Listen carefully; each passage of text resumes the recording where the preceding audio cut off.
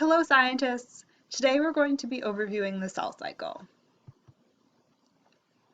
Our big idea for this lesson is that organisms that make more cells as they grow are more likely to survive than organisms that increase the size of their existing cells.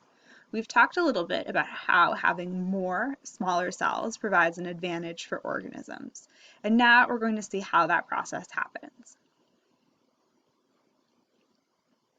The cell cycle allows for the growth and the repair of multicellular organisms. When we have cells that divide, we can grow larger organisms that have many cells, and we can repair and replace cells that are damaged.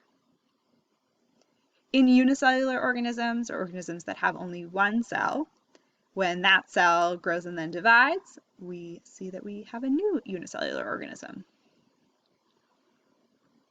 So the result of this cell cycle that we're going to talk about today is two genetically identical daughter cells.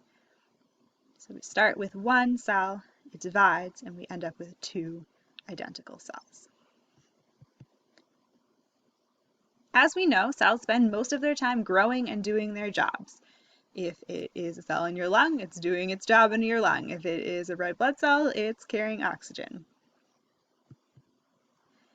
But when they reach a certain size, or if they're damaged, most cells go through a process where they replicate their DNA and then divide.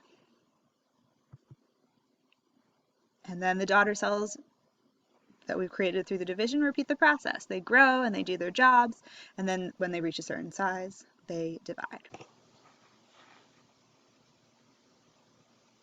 Our cell cycle is divided into two phases, interphase and M-phase, and then we'll see that there are some stages within each of those steps.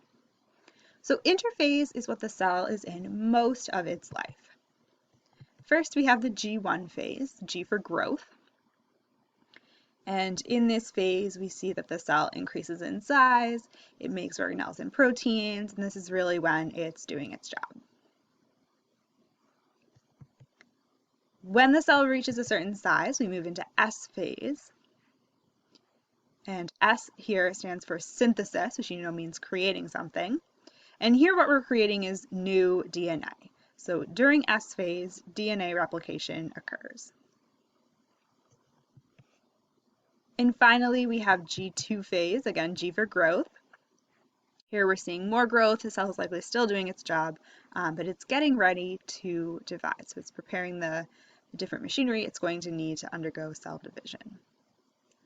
So interphase, we have G1, S, and G2 phases, and you can see on the pie chart here, the amount of time that the cell will spend in each phase is different for different types of cells, but regardless, the cell spends most of its time in interphase.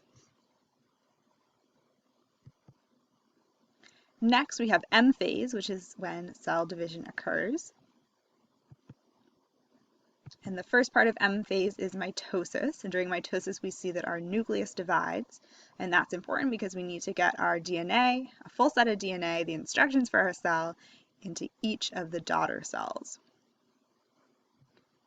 And then finally we have cytokinesis, which is when the rest of the cell divides.